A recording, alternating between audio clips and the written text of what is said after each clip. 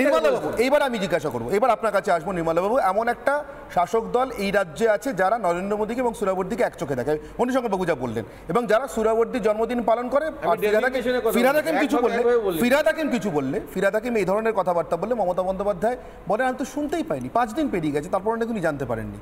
নির্মলাবাবু এবার আপনার প্রশ্ন ছিল হিন্দু বাঙালি দেশ ছাড়া হলে তৃণমূল বাঁচবে, জিষ্ণুবাবু বলেছেন বাঁচবে, অন্য জায়গায় ব্যবস্থা করা আছে, সেই জন্য কি তৃণমূল এভাবে চলছে? মানে আমাকে এইটুকু বুঝিয়ে দিন যে বিষয়টা কি, যে ইনফিলট্রেশন না সুরাবর্দী না মুসলিম পলিটিক্স? তো একটাই, যা শুরু হয়েছে হিমন্ত বিশ্ব শর্মা বক্তব্য থেকে, দারুল হার্ব থেকে দারুল ইসলাম, হিন্দু বাঙালির অস্তিত্ব কি সংকট আরেকবার?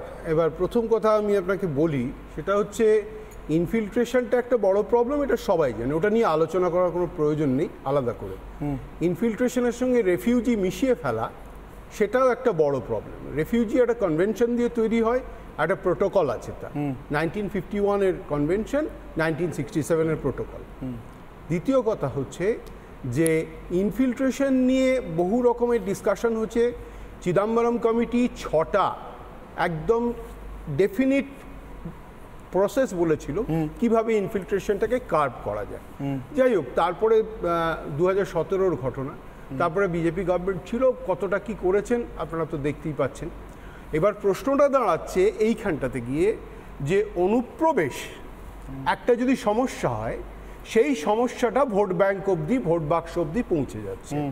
কিন্তু আমার কাছে খুব একটা জিনিস ইন্ট্রিগিং লাগছে যে হেমন্ত বিশ্ব শর্মা যে কথাটা বলেছেন যে 1.2 crore, rather 1.25 crore of Assam's population is linked to infiltrators.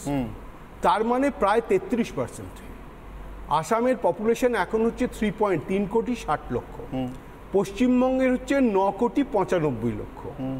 এবার সব থেকে যেটা ইন্টারেস্টিং, যে ফিগারটা আমার কাছে রয়েছে, আমি জানি না সেই ফিগারটা আপনারা কতটা চ্যালেঞ্জ করতে পারবেন কি করতে পারবেন না, আমার কাছে যে তথ্য রয়েছে, পপুলেশন ওয়েস্ট বেঙ্গলে ডিক্রিজ করছে। যে পপুলেশনটা ছিল 2001 থেকে 12-র মধ্যে 13.8% গ্রোথ, সেইটা গত 10 বছরে নেমে 7.85%-এ চলে। এটা কি সার্বিক পপুলেশন গ্রোথ বলছে? এবার এই পপুলেশন গ্রোথটা যে নামছে, এবার গ্রোথটা যে নামছে, তার সঙ্গে আপনি ইনফিলট্রেশন যদি লিঙ্ক করেন, সেটা কিন্তু করা খুব ডিফিকাল্ট। তার কারণ ইনফিলট্রেশনের সঙ্গে 4টে ফ্যাক্টর। না, এটা তো হোমগ্রোন। আপনি যে গ্রোথের কথা বলছেন, এটা তো হোমগ্রোন তো বাইরে থেকে, এবং ইনফিলট্রেশনটা বাইরে থেকে। কিন্তু ইনফিলট্রেশন 4টে জিনিসকে ইনফ্লুয়েন্স করে, ডেমোগ্রাফিকে করে, পলিটিক্সকে করে, ইকোনমিক্সকে করে, কালচারকে করে। এবার যখনই পলিটিক্সকে ইনফ্লুয়েন্স করছে, তখনই ওটা ন্যাশনাল সিকিউরিটির জায়গায় চলে যাচ্ছে, এবং যে কারণে চিদম্বরম কমিটির রিপোর্টটা তৈরি করে। এবার এই যে ভোট ব্যাংকটা, আপনি যে ন্যাশনাল সিকিউরিটিটা আলাদা করে দেখছেন, যেটা রাজনীতি থেকে ভিন্ন, এটা হতে পারে না। তার কারণ আমি অন্তত মনে করি না everybody is political, what is what, Bernard শর্টের বই আছে, এবং তিনি সেটা তিনজনই মনে করি যে ন্যাশনাল সিকিউরিটি। আমার একটু শেষ করে নিতে দিন, আমি বার্নার্ড শর্টে পৌঁছে গেছি, তো সুতরাং ঝট করে জিষ্ণু বসু ঢুকে গেলে মুশকিল হয়ে যাবে, নোবেল লরিট তো। সুতরাং ঘটনাটা হচ্ছে এইখানে যে আমার মনে হয়েছে যে ইনফিলট্রেশনটা একটা বড় সমস্যা, এটা সবাই জানেন, মমতা বন্দ্যোপাধ্যায়ও জানেন, এবং সেটা জানেন বলেই আপনি যেটা দেখছেন, ইনফিলট্রেশন সমস্যাটা মমতা বন্দ্যোপাধ্যায় 2005 সালে পার্লামেন্টে কী সব ছোঁড়াছুড়ি করেছিলেন, সেই আপনারা জানেন সেগুলো। কিন্তু মমতা বন্দ্যোপাধ্যায়ের পলিটিক্সটা মুসলিম পলিটিক্স, বিজেপির পলিটিক্সটা হিন্দু পলিটিক্স, সেটা কালকে শুভেন্দু অধিকারী ক্লিয়ার করেছে। সিপিআইএমের পলিটিক্সটা পিওরলি ওয়ার্কার ইকোনমিক পলিটিক্স, প্রত্যেকে একটা ডিটারমিনিজম নিয়ে চলে, একটা নির্দিষ্ট পথ নিয়ে চলে, কোনো অসুবিধা নেই। কিন্তু এবার সুরাবর্তীর কথা আপনি বললেন, প্রশ্ন আবার বেঘর হতে হবে কিনা বাঙালি হিন্দু। এবার ঘটনাটা হচ্ছে আপনি যে ডেমোগ্রাফিক চেঞ্জের কথা বলছেন, আপনি যদি পপুলেশনটা নামতে থাকে, যেটা ইনক্রিজ নয়, তাহলে প্রেশারটা কোথায় পড়বে? বেঘরের প্রশ্নটা আসবে যখনই সাবস্টিটিউশন হবে, যেটা হেমন্ত বিশ্ব শর্মা বলেছে, যে আমার অলরেডি 33% এনকাভার্ড হয়ে গেছে, কভার করে নিয়েছে ইনফিলট্রেটররা, ওটা আরো বাড়তে পারে। এবং কারেক্ট কথাটা বলেছে, পরিষ্কার স্পষ্ট উত্তর দেওয়া প্রয়োজন, গন্ডগোলটা কোথায়। 1941 সালের যে আদমশুমারি, তাতে অখণ্ড বাংলা মানে তখন গোয়ালপাড়া যায়নি, ময়ূরভঞ্জ যায়নি এবং এই 3টে জায়গা যায়নি। সেই সময়কার যেটা ব্রিটিশ ইন্ডিয়া এবং প্রিন্সলি স্টেট, এটা মিলিয়ে যে পপুলেশন, তার মধ্যে হিন্দুর শতকরা শতাংশ 48% মতো ছিল, 47-48% ছিল।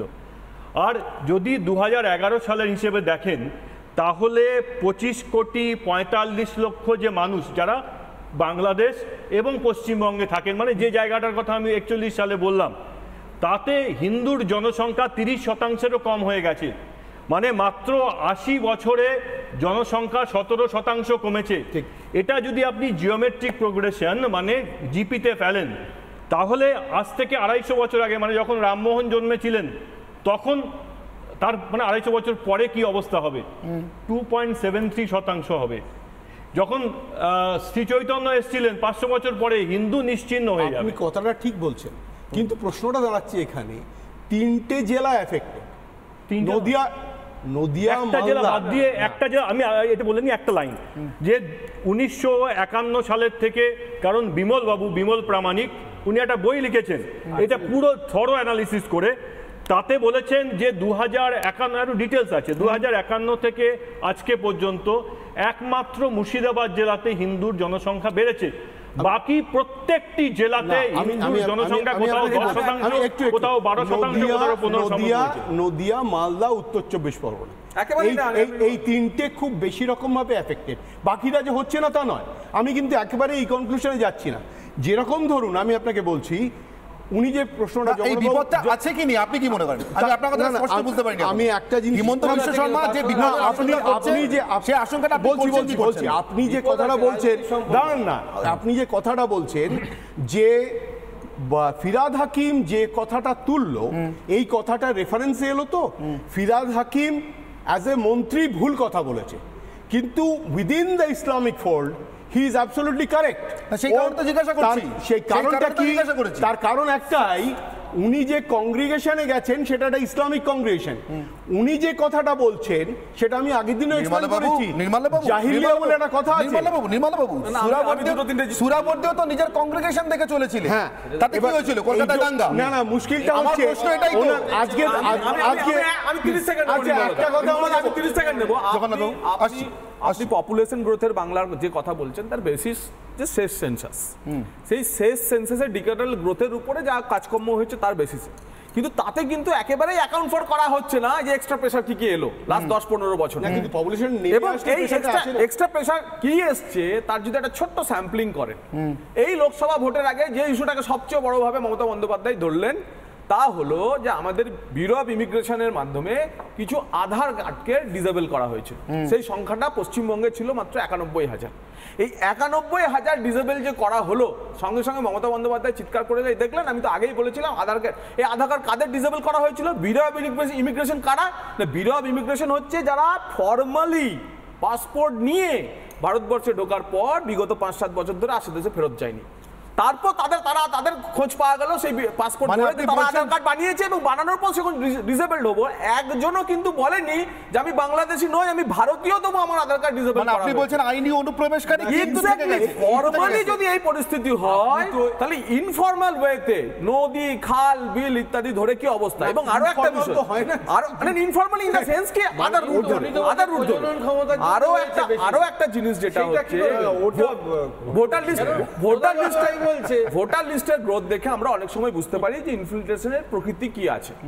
আমাদের নরমাল যে ইনফিল্ট্রেশন হচ্ছে, এটা হিন্দু গ্রোথ রেট এবং মুসলিম গ্রোথ রেট দেখে তার একটা বলা যায়। মোটামুটি ভোটার লিস্টে আমরা দেখা যায় 2% আমরা করি, মানে নিট যেটা হয় ইনক্লুশন এবং ডিলিশনের পরে দেখা যাচ্ছে এখন আপনার বর্ডারিং যে জেলাগুলো, সেই বর্ডারিং জেলাগুলোর তুলনায় বর্ধমান, বাঁকুড়া, মানে আর মধ্যবঙ্গের যে জেলাগুলো ওটা ছড়িয়ে পড়ছে, সেখানে হচ্ছে ভোটার লিস্টে নাম বেশি হচ্ছে, 2%-এর বেশি হচ্ছে। তার মানে হচ্ছে যে ইমিডিয়েট, এবং তার ম্যানিফেস্টেশন কি? ম্যানিফেস্টেশন খাগড়াগড়টা হচ্ছে কিন্তু বর্ধমানে, খাগড়াগড় প্লাসটা যখন আপনি ওই দরজা দিয়ে ঢুকেছিলেন ওখানে তো দাঁড়িয়ে থাকেনি, এখানে এক্স্যাক্টলি